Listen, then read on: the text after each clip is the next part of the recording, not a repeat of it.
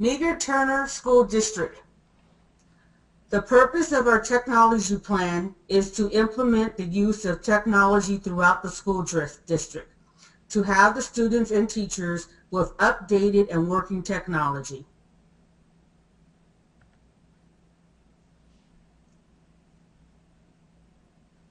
The mission of Meager Turner District 1 is the partnership with teachers, parents, and community, is to educate all students and produce graduates that are productive members in society by providing them a diverse educational experience which meets their individual needs and allows these students to learn from the unique qualities of everyone to become a citizen that contribute to ever-changing global society.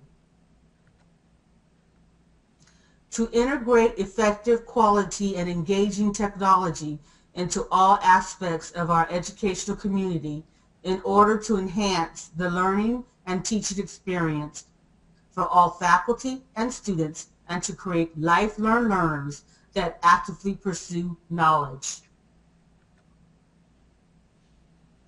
We're going to talk about the Children's Internet Protection Act, which is an agency that can be used to help protect students from harmful materials on their internet. The two things that must be in place is, one, they must know the safety policies and also monitor the behaviors, and two, they must provide an educational of minors about online behaviors.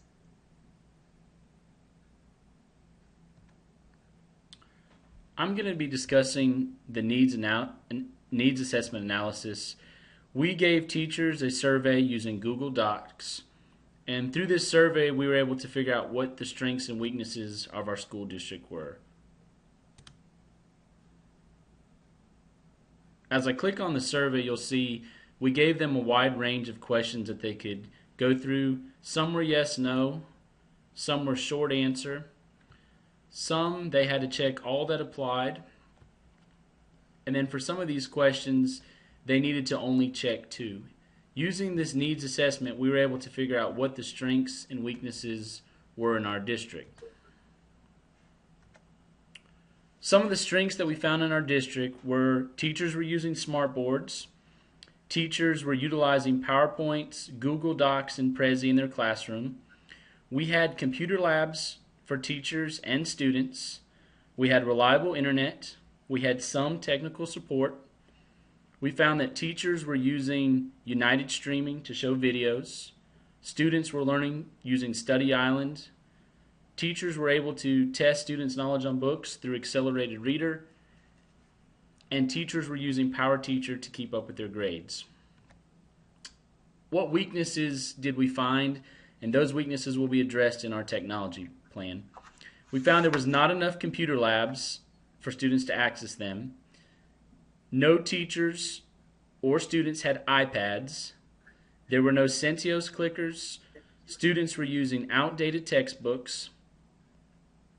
And we found that there was a lack of professional development in assistive technology, one-to-one instruction, emerging technologies, integration of technologies, and differentiation of instruction. Some of the technology-based goals that we use were, one was support, which is supposed to help the school in the place of the transition of the use of the technology by preparing students and teachers for the implementing of the technology throughout the district. Another goal was networking, which will provide a quality of technology to the whole school so that technology such as wireless and hardwired internet will be on a secure network for the teachers and the students. And the other one is troubleshooting. We'll be able to troubleshoot the problem and limit how long the internet is down. Student-focused goals. One of the goals was students will become more actively engaged with the lesson through the use of effective technology practices. What strategies will we use for this? One of the things we're going to have teachers do is develop long-range plans. That way we can see how they are implementing technology, not just at the beginning of the year, but throughout the entire year. Also, we're going to focus on making sure teachers are receiving professional development on how to implement technology into their classroom. What strategies we'll use to help students? We will be moving to a one-to-one iPad integration next year. We're going to open up the computer labs 1 hour before school and 2 hours after. So the computer labs will be open from 7 a.m. to 5 p.m. And we're going to allow students to access the media center and labs if they have study hall or any open periods. One of the reasons we chose to implement iPad is all the different software and apps that are available. One of the programs we're going to use is Kurzweil. Kurzweil software allows students to highlight any text and the software can read it back to them. This is good for students that are taking quizzes or tests or not sure about a word in a textbook. All they have to do is highlight it using the software and it will read it back to them. E-textbooks will replace hardback textbooks. E-textbooks usually have added resources. One of the things we like about the iPads is you have education apps that open instantly. There's no waiting for a laptop to load up or a desktop to load up. Just hit the on button and you can start engaging in instruction. And we also like that you can differentiate in instruction, meeting those different modalities of learning, whether they're kinesthetic, visual learners. Some of the iPad apps that will be utilized, I'm not going to go through all the lists, but some of the key ones, kids can interact with BrainPop, which is flash videos, Evernote to keep up with their notes. Teachers that are using Flipped Classroom can utilize Khan Academy. Students can turn in their homework through Dropbox. Students that are ESOL can utilize Rosetta Stone. Edmodo is a great way to make a Facebook type page for your classroom. And we also have a budget in place for new apps that teachers think will make an impact with students.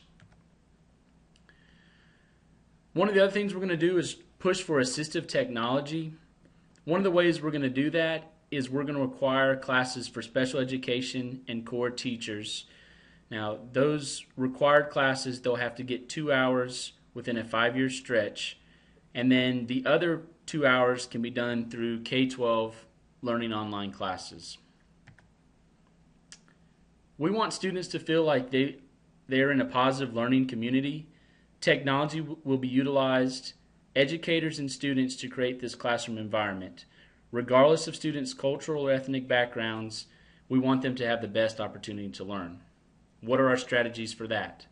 Once again, professional development. This time it's going to be on ESOL, assistive technology, and each ESOL student will, when they receive their iPad, it will have added resources, the Kurzweil software, and for the students that really need it, the Rosetta Stone software.